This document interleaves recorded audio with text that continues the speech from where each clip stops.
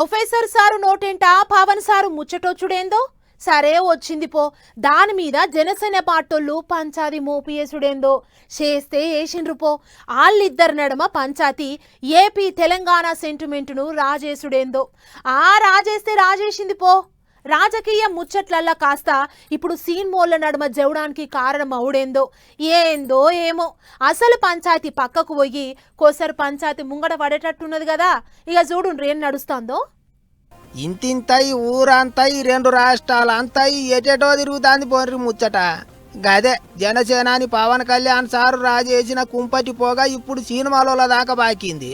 తెలంగాణకు వస్తా తెలంగాణలో తిరుగుతా అని మొన్న గట్టిగా చెప్పే కదా సారు. ఇక దాని మీద తాపకోసారి జస్ట్ ఆస్కింగ్ అనుకుంటా సురుకులు పెట్టే సినిమాల యాక్టర్ ప్రకాష్ రాజు కామెంట్ వేసుకున్నాడు. మీరు వస్తామంటే మేము వద్దంటామా, ఉత్తగానే వస్తారా పొత్తు పెట్టుకొని వస్తారా అన్నట్టు ఇంటర్నెట్ గ్రూప్లే ఈ ఊరంగా రాసిండు.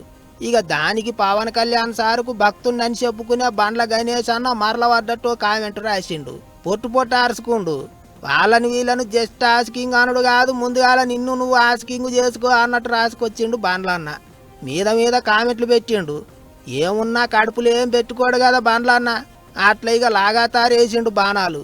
మరి ఆ లొల్లి ఏం దాకపోతుందో ఏమో కానీ ఇంకో దిక్కు ఎర్రజెండా పార్టీ వాళ్ళు రౌండ్ టేబుల్ మీటింగ్ పెడితే లీడర్లు మేధావులు అంతా పోయిండ్రు.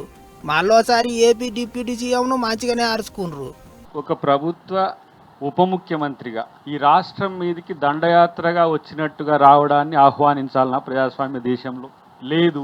చంద్రబాబు గారి ఇల్లైనా పవన్ కళ్యాణ్ గారి ఇల్లైనా ఇక్కడే ఉంది. వాళ్ళు ఇక్కడ ఉండడాన్ని ఎవరైనా వ్యతిరేకించిండ్రా? పోనీ వాళ్ళు రాజకీయాలు చేస్తా అంటే పోటీ చేయడాన్ని కూడా ఎవరైనా వ్యతిరేకించలే.